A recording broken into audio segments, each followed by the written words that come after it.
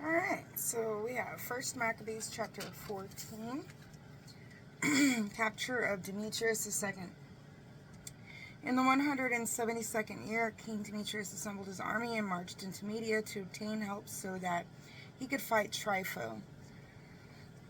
When Arsaces, king of Persia and Media, heard that Demetrius had entered his territory, he sent one of his generals to take him alive. The general went forth and attacked his army of Demetrius, captured him, and brought him to Araces, who put him under guard. Praise of Simon.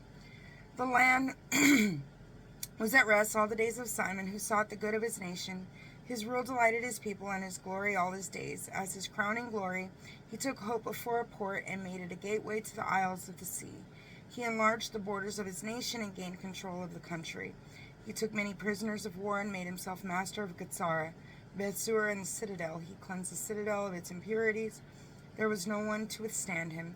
The people cultivated their land in peace. The land yielded its produce. The trees of the field their fruit. Old men sat in the squares, all talking about the good times, while the young men put on the glorious raiment of war. He supplied the cities with food and equipped them with means of defense, till his glorious name reached the ends of all the earth. Reached the ends of the earth. He brought peace to the land, and Israel was filled with great joy. Everyone sat under his vine and fig tree, with no one to disturb them. No attacker was left in the land. The kings in those days were crushed. He strengthened all the lowly among his people and was zealous for the law. He destroyed the lawless and the wicked. The sanctuary he made splendid and multiplied its furnishings. Alliance with Rome and Sparta. When people in Rome and even in Sparta heard that Jonathan had died, they were deeply grieved. But when they heard that his brother Simon had become high priest in his place and was master of the territory and its cities, they sent him inscribed tablets of bronze to renew with him the friendship and alliance that they had established with his brothers Judas and Jonathan. These were read before the assembly in Jerusalem.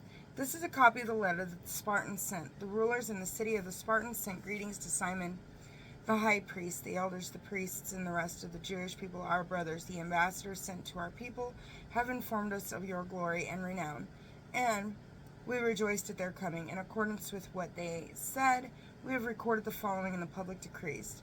Numenius, son of Antiochus, and Antipater,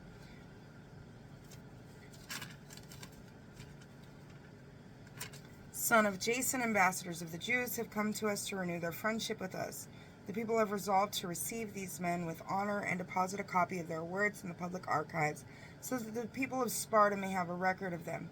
A copy of this decree has been made for Simon, the high priest. After this, Simon sent Numenius to Rome with a large gold shield weighing 1,000 minas to confirm the alliance with the Romans.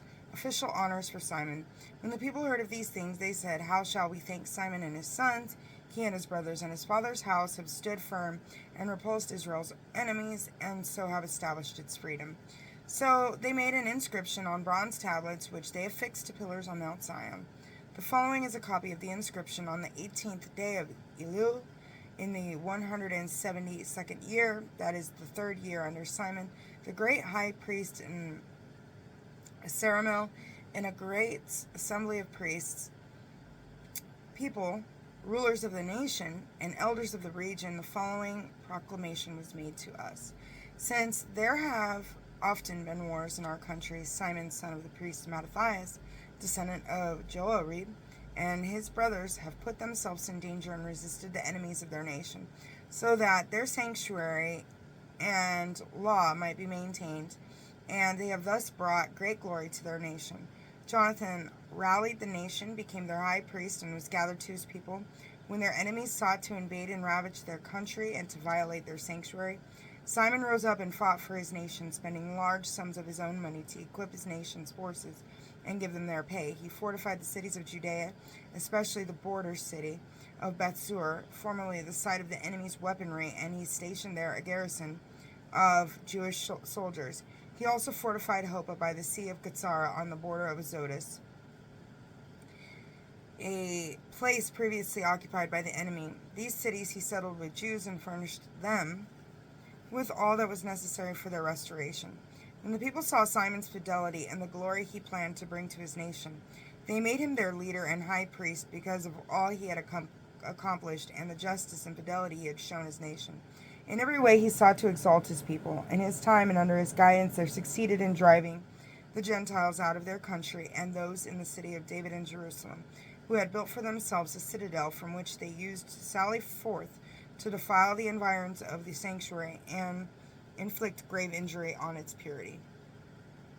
In the citadel he stationed Jewish soldiers, and he strengthened its fortifications for the security of the land and the city, while he also built up the wall of Jerusalem to a greater height. Consequently, King Demetrius confirmed him in the high priesthood, made him one of his friends, and conferred great honor on him. This was because he had heard that the Romans had addressed the Jews as friends, allies, and brothers, that they had received Simon's envoys with honor, and that the Jewish people and their priests had decided the following: Simon shall be their leader and high priest forever until a trustworthy prophet arises. He shall act as governor over them and shall have charge of the sanctuary to make regulations concerning its functions and concerning the country, its weapons, and strongholds. He shall be obeyed by all. All contracts in the country shall be written in his name, and he shall be clothed in purple and gold.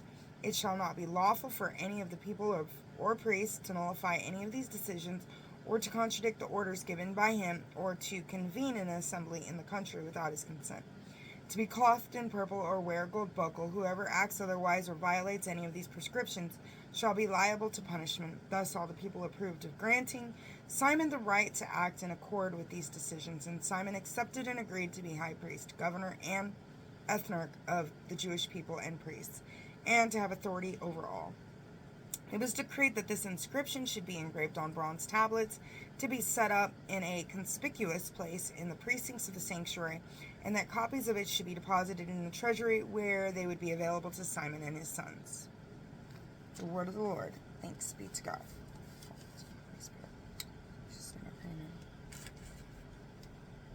God bless you.